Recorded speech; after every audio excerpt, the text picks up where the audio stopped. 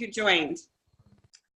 So you guys, thanks so much for being willing to go through this. I think this is going to be really eye-opening for you if you are seasoned or brand new. I wish that I would have read this book a year before I did. I think it would have shortened my time to get to the top of the marketing plan by a year. And as you guys know, our national marketing directors average a 6-figure income. So that would have been a lot of money to do that a year ahead. So we are just going to talk tonight and mastermind around ignoring the rejection rocket, which is chapter 1. And I hope you read the intro too, because I think I have as many highlights in the intro as I did chapter 1. And one thing that I just want to start with is that I think it's important too that we know kind of about our industry, which is the other reason I told you I wanted to kind of talk about this book. And it's good for us to, we hear all the time people that are maybe in their 40s and beyond, people will ask them, oh, is this like Amway? And yet we have Amway to thank for our marketing system because they were the first multi-level marketing company in the 1940s. And so, kind of good to know where we come from. But word of mouth, we are in the word of mouth industry. And the one thing that I just wanted to share real quick is don't quit, which was in the intro. Staying in existence after others leave is precisely what leads to dramatic wealth. And I can't tell you guys how many stories I've heard of people that are big time in our company that are in the top 0.001% are here just because they stuck around. And they didn't do anything special except for stick around and keep going. So what did you guys learn, or what hit you, and where does this affect you in your business?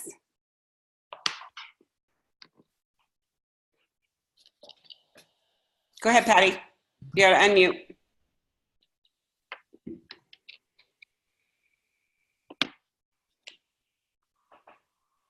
There we go. Okay, thank you. So I highlighted something that I pretty much, I guess I knew, but then when I read it, it was like, whoa, what a slap that was. It's on page 20, and it says, unless as a part-timer you are approaching at least 5 to 10 prospects per day, you are not serious about succeeding in this business. As a serious part-timer, those numbers should increase. And as a full-timer, they can grow to 30 or more prospects per day once entering your cold market.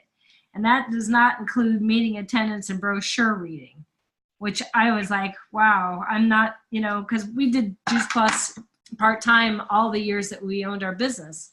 And I'm pretty sure I never hit those numbers. So here's the thing. I think Teamsy helps us do that, right? The other thing is that we're pretty spoiled at Juice Plus compared to other companies. You got to remember that most companies are selling lotions and potions and things like that.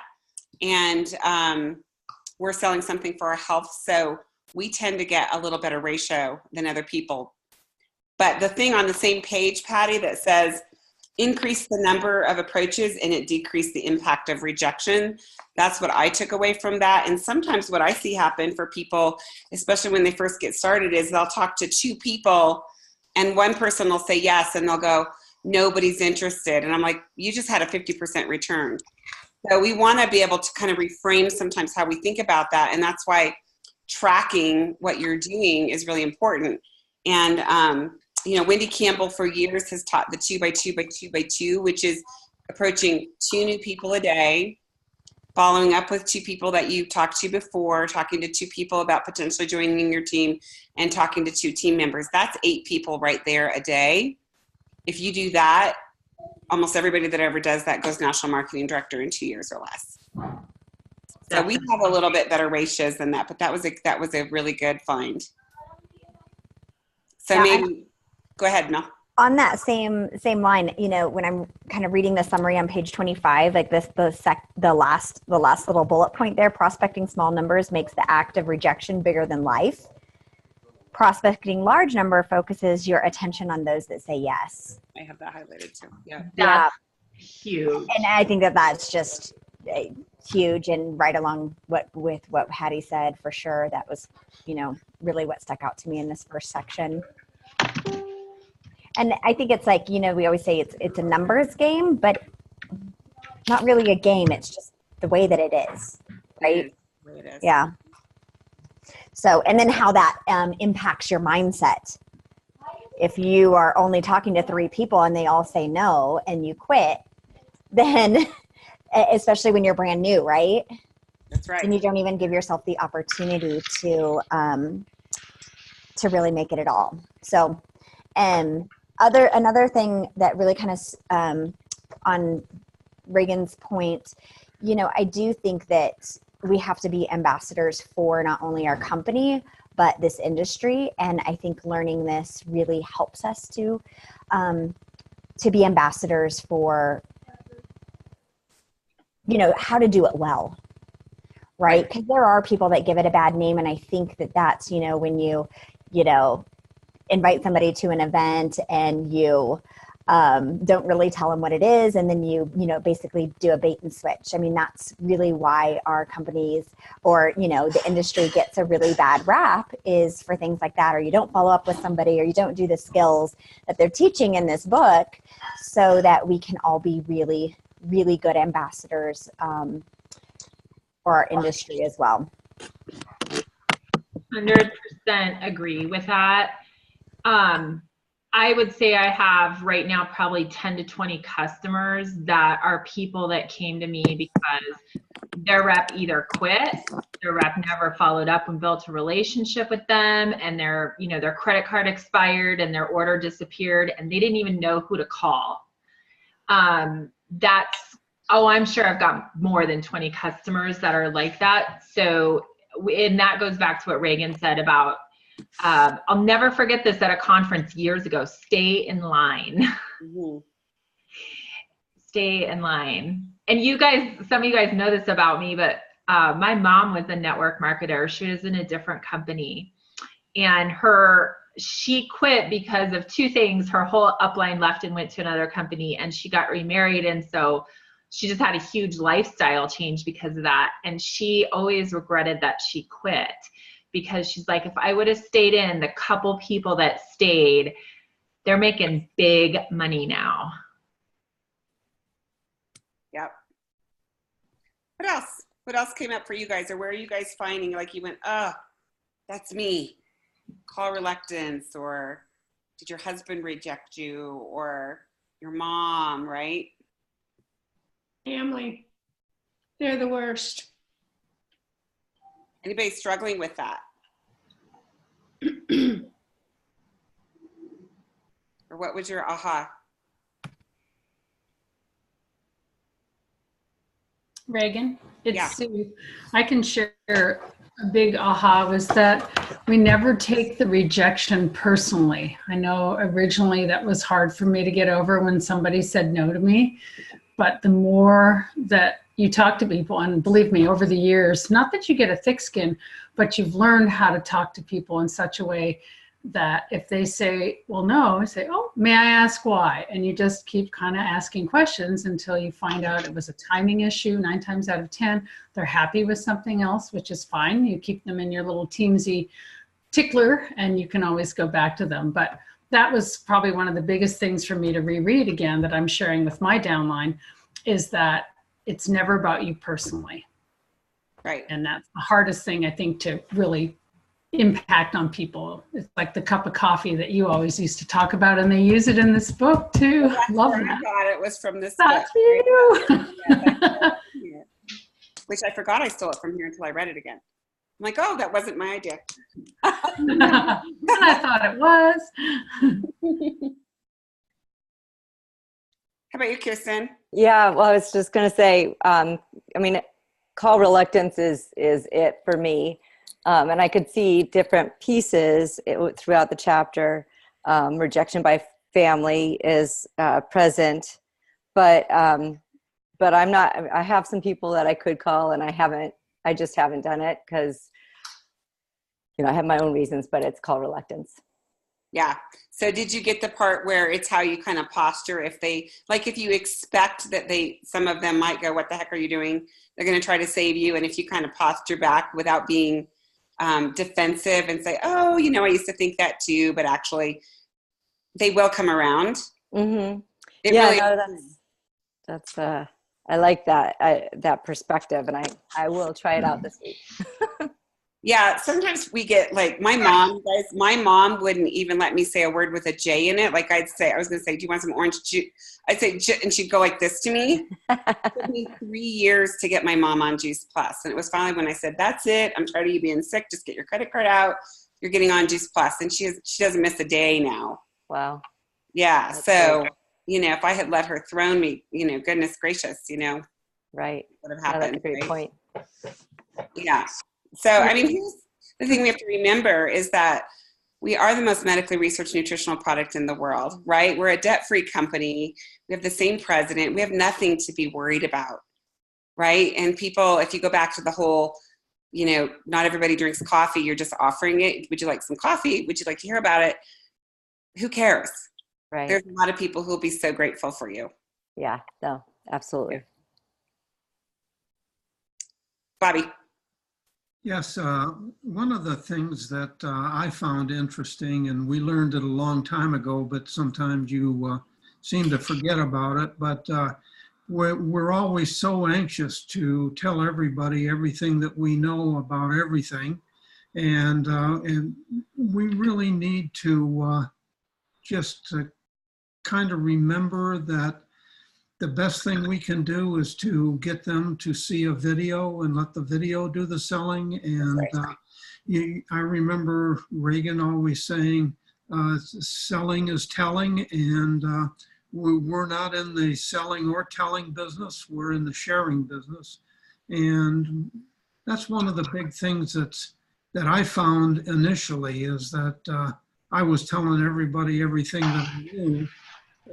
It was working sometimes, but it was not working as much as it should. So our job is not to sell. Our job is to get them to the next program, the next video, the next message. That's right. That's good. And I think, Bobby, that's universal.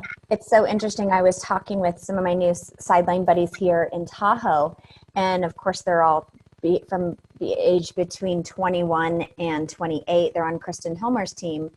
And I said, well, what are you guys doing? And they're like, we're prospecting on social media, but those are all people that we already knew. Like, these are like people, not random people. They're actual people that they know. But then I said, well, then what are you doing once they are interested because they clicked on, a post about, Juice Plus or your healthy lifestyle or whatever it was.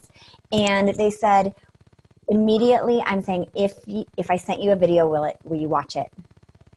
So even the 21-year-olds are doing that. I mean, and even if they're prospecting on social media, that never changes. I feel like it's like if we don't have to be all of the end all be all for everybody, we can just put them in put the tool in their hands. And then like Bobby's saying, like, well, then what's the next exposure? Maybe the next exposure is a live event, right? Invite them to your house, see the Tower Garden, that kind of stuff, right? And it's like, what's, the next exposure? So it's universal, Bobby. No matter what age, it's interesting. It never goes away. Awesome. I think the other thing too is I sometimes that I hear a lot of people who they get really comfortable sharing Juice Plus, but they don't get comfortable also inviting people to join our mission at the same time. And people are always wanting to know, what's the secret sauce? What did this person do different? Well, I can tell you what it is they invited those people to be a resource for others themselves. And so on page 22, it says nearly everyone is interested in ways to achieve wealth. Everyone. So focus your presentations on personal and financial freedom, making certain to call your prospects' attention to all of your products and services and divisions. And our virtual franchise is one of our divisions. This comprehensive approach is how legends ultimately build large and dynamic organizations. And again, it just goes right back to the the coffee example, I'm offering it like this has made sense to me. It might make sense to you too. You might as well. It's kind of a no-brainer. That was in this first chapter too, right? About, God, you have to be brain dead not to do this, right? I always say it's kind of a no-brainer. And almost, not everybody, but I would say 95% of the people that I talk to that end up getting on Juice Plus also join my team. So, because they have the opportunity then to have a license to share and be able to build their own order and share it with their mom or their friend, right? And that increases volume into your organization. And you never know who is going to be that next person that kind of catches the Juice Plus bug. I don't know about you guys, but I said no at first too. Like everybody says no, right? But if somebody hadn't invited me, then we wouldn't have this huge organization right here, right? Or the people on the phone right now with you guys. So don't pre-qualify people. Invite everybody and let them decide for themselves. Some of those people will go, no, I just want to take the products. Great. But you planted a seed and you just never know. Maybe in 6 months from now, after they've had a great product experience, you can say, gosh, I bet you have some other moms that would love to have their kids getting free Juice Plus, right? Or like, yeah, go ahead. No, go ahead. I was just going to share, I shared this with Ellen this morning when we chatted. This just happened to me when I reached out to another mom in my kids' school who is dealing with sick kids nonstop, 3 little boys. And I have reached out to her and she was open to hearing about Juice Plus. And, it just came down to a numbers thing. And she's like, we cannot feasibly fit it in the budget right now. And I said, well, don't just write it off because there are options. And I'd love to have the opportunity to share that with you, how you can, possibly make that affordable for your family. But I didn't push it because I didn't want her to feel like I was pressuring her into anything, but I wanted to make sure I planted the seed. And here it is a year later. She reached out to me last week and said, hey, remember when you said there were some other options? I'm ready to hear what these other options are. We're meeting tomorrow. Now, maybe she takes a look at it and she still decides no, but a year ago, I didn't just say, yep, she can't afford it, bummer. Just leave it with something that's like, she remembered that I said there are options. And so even though I didn't make her feel like she needed to hear about them right that second, I just wanted her to know there were options. And so I didn't even really remember saying that to her. But when she wrote me back, I was like, well, I'm sure glad I did. So anyhow, I just wanted to add that because that's exactly what you were talking about. And I just want to share my one big takeaway that I read on page 13 at the bottom. It talked about this is what my mission. This is just what I say all the time about this business for myself.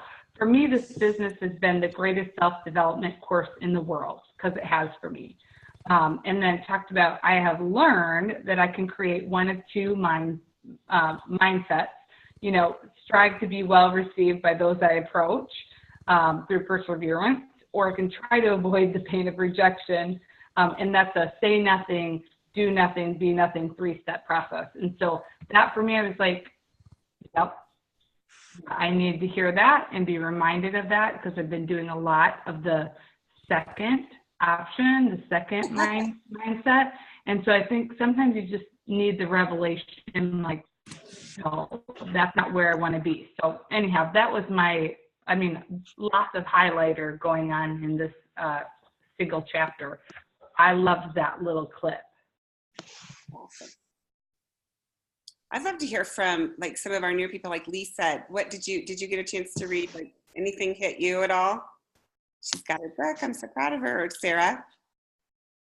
I just got this today, literally at 3 or 4 o'clock. So I didn't get a chance to read it, but I'm really excited to do so. I'll probably do it after I hang up here. Awesome. Yeah, it won't take you very long. You'll love it. How about you, Sarah? Mine will be here Thursday. I did not order it until yesterday. Okay, So, that's good. but yeah, I'm very excited. Fabulous. Very How about you, Kathy? I know you had a. I'm going to unmute you. No, you're going to have to unmute you. Hello? Hi. Unfortunately, I haven't read it. However, I did jump to the summary with my ADD.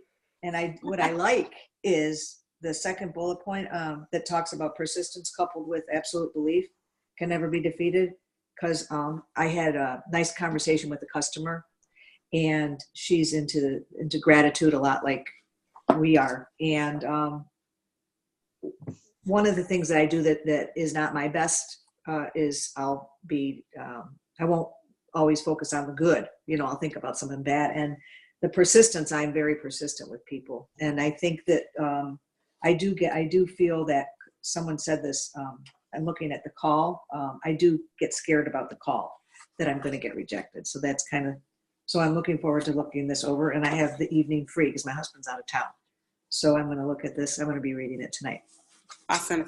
I think the thing that I loved about the whole call reluctance piece was that it happens to you forever. Like, it doesn't go away. So just because you get to, 100 Club National Marketing Director or whatever, I still have call reluctance with some people. So it's just, again, it's reframing that in your head and going, okay, is this about me, or is this about giving them the opportunity to get something amazing into their diet and their lifestyle, or, for them to have an extra income stream, right? So getting it past me and make it about them. It doesn't seem to ever go away, does it? Because there are people I can only text to. I can't seem to call. So Erica, one thing that I do with that is I will text them and say, hey, when would you have a few minutes to chat briefly? What's your phone number? I won't keep on a text with people. I just won't do it. It's not worth my time. Okay. Because it's really easy for people to say no to a text, right? Yeah. They don't get to hear your passion, your concern, your love for them. So I won't do it. I'll open the door on the text, but then I'll say, hey, it'd be so much easier if we could just chat briefly, and you want to put that in there, so don't think you're going to have a 2-hour convince job, right? Would you have a few moments to chat? When would be a good time? Okay, sounds good. Okay. That's good. That was a good point. I really liked Erica's question, and it brought to mind two things because of what you said, Reagan. But the first thing I thought is the battlefield for our mind is every day. You don't ever get over it. And I remember thinking when I was an SC, like, oh, I'm sure by the time I'm an NMD, I'll just be fearless. It's doesn't change, because your brain every morning, it's like Groundhog Day. It's like, start this game new, okay? Get your head straight. And secondly, Jeff Roberti, who's the top earner in our company, and Jeff is just a really amazing guy. I heard him say this a couple of years ago, and it stuck with me. It's powerful. He said, just get in front of people. Get in front of them. That's on the phone, on a Zoom, in front of face-to-face at an event together. And your job is to share the message. Let them, their answer is what it is. You have zero control over that, but get in front of them. And that helps me when it's time to pick up the phone or, make the move that's like, hey, can we get that cup of coffee? Or, hey, would you like to meet, my friend Reagan and do a 3-way call? Yeah, that's right. That was something that I wanted to say, and everybody's pretty well covered everything that I had highlighted. But I just wanted to, my thought was that, when you're talking to your warm market, or even anybody at all, is to try not to really spill the beans, but to let them get in front of a tool. We already talked about this, but I see here in the summary is to rely on the credibility of your upline leaders and the power of the 3-way call. For a long time, I was like, man, I don't really want to bug anybody, but I'm getting better at asking for that 3-way call. So that was really big for me in this book. Well, guess what? My favorite thing to do is 3-way calls, so you're never bugging me. I love to do 3-way calls. That's the highest payoff activity we have is 3-way calls. Absolutely. So that's what we get paid for. So you're never bugging. If we can't do it, we'll just reschedule a time, right? So, and you want to be like that for your downline too. Like as you build your teams, you want to be there and be able to buddy with them to be able to talk to somebody and bridge that gap of credibility and knowledge and all of that experience. So. Yeah, absolutely. I think about that thought that I had about bugging somebody, but if somebody asked me, they wouldn't be bugging me at all. I'd be happy to do it. So. Yep. Number one thing. So the other thing is, you guys, sometimes people come on that are new, that already have, most of our people are already hugely successful in other industries, corporate, or own their own business. Like I look at you, Kirsten, she's like a rock star in the world that she lives in, but don't be afraid to talk to those people, you guys, because what we have to offer them is sometimes a really nice additional income stream. Everybody's looking for that, but also to be able to buy some time back. How nice would it be, Kirsten, for you to have, $5,000 to $10,000 or more dollars coming in every month while you're doing what you're doing? Oh yeah, no, it's a huge, not gift, but goal. And I was just thinking as I was listening and starting this book, I feel like this is a restart. First, it's Miss E. Is it Missy or Missy that was talking earlier? It's Erica. She just. No, not Erica. She, I can see her tag is Miss E, but she was saying that she talked to a woman, and the woman said she wasn't able to afford it now, and she just said, "Oh, no worries. Don't give it up, because there's options." And the one time I have recently said just to a friend, because her daughter doesn't eat any fruits and vegetables, I said, well, she's going to die if you don't get her fruits and vegetables. So we fed her this these chewies, and she ate them. So you should get them for her. And I gave her some, and it worked. In that her little girl ate them. And then she realized how much it cost. And so she said she couldn't afford it. And I said, well, okay, just let me know if you change your mind. And sure enough, a couple months later, she's like, okay, we need them. So I think that's an important story to thank you for sharing that, because it had me remembering a success. But I guess the one thing that I feel like I'm struggling with, and I'll look to the book to start with, and Missy and Jim are great about helping me when I need it, but I don't really know how to start again. So fear of getting started. What's that?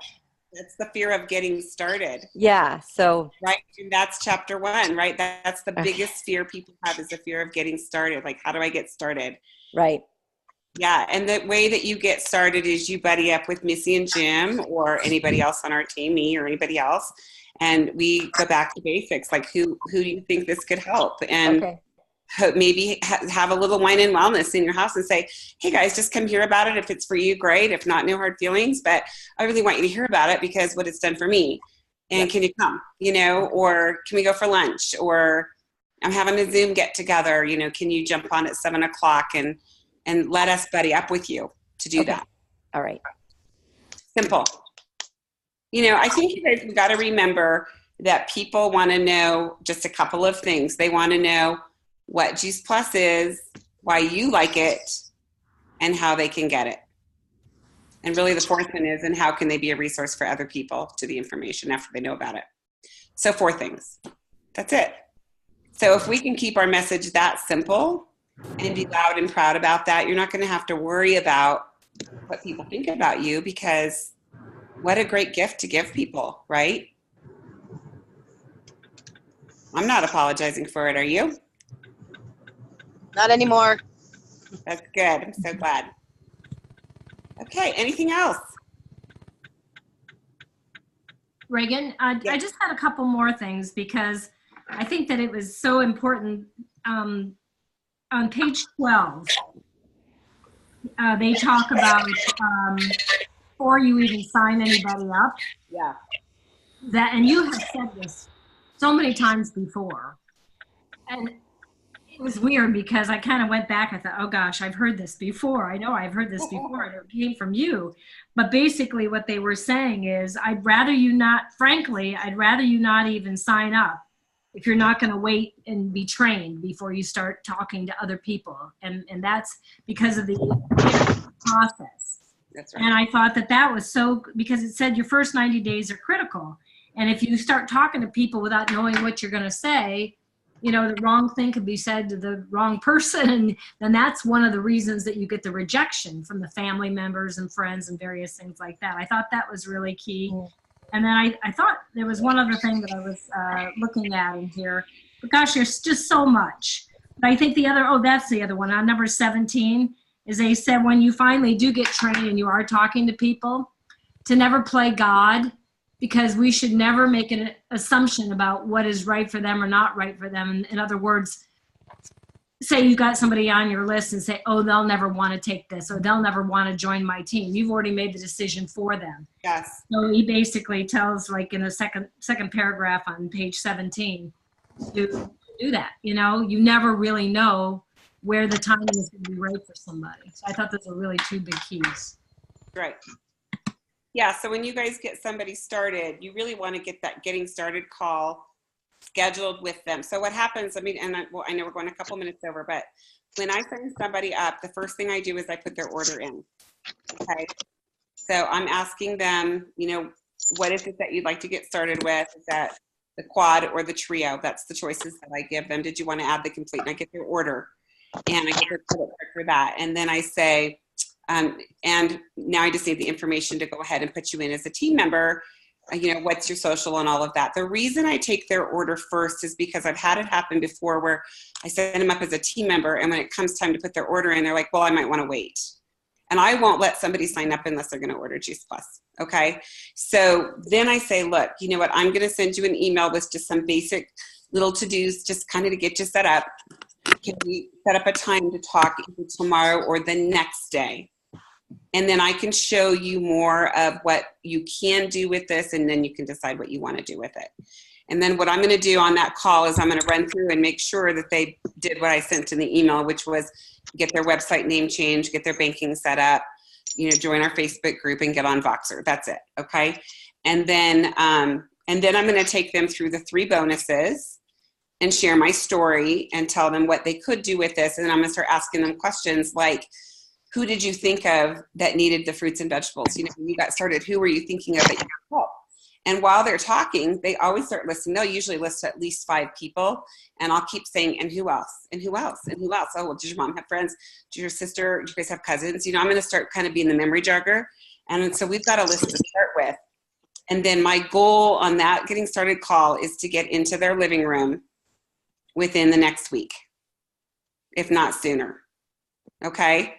So either that's a live Zoom call, friends and family getting started call, or it's if they're here locally, it's, you know, I'll come over and I will be the one that will be the resource and share that with the people so that you can learn.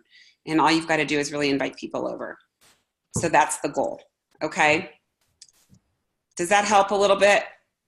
So now I'm bridging that gap, and it's not, you know, so scary for them because I'm the one that's kind of working with them to help them get started.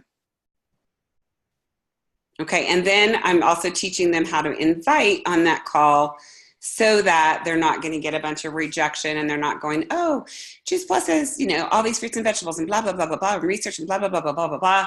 I'm going to give them a very simple script on, you know, hey, this is how you invite so that they can get people, you know, to want to come in here a little bit more. Okay? Is that hard? The other thing I do tell them too is I tell them on that call, I said, look, not everybody that you talk to is going to say yes. Get over it. But enough people are going to be so blessed and thank you, even, you know, years from now, because you had the courage to ask them and to be a resource for them. And why wouldn't they want to put this in their body? It made sense to you. Why wouldn't it make sense to them? Okay, because by then, by 2 days from now, that fear is already going to have come into them like, oh God, what did I do, right? So the sooner you can get that call done, the better. Okay? All right, any other last things? Go ahead, Mel. Nope, nothing. No, I was just saying yes. Okay. Okay, so with that, next week, we're going to be doing avoiding the management trap, and then on April 29th, Mel set up a live TeamZ call with the TeamZ group. So we're gonna have a little pause on one of our last chapters, but so next week, avoiding the management trap, short chapter. And what I'd like for you guys to do is also be thinking about what you'll read the information, but where do you need help in this area or any of the chapters before? Bring that to the call and say, hey guys, I have a question or I need some help with this, and let us mastermind around that, okay? Or even on Voxer before then, it's fine, okay? All right, awesome. You guys have a beautiful week. Thank you. Thanks. Thank you.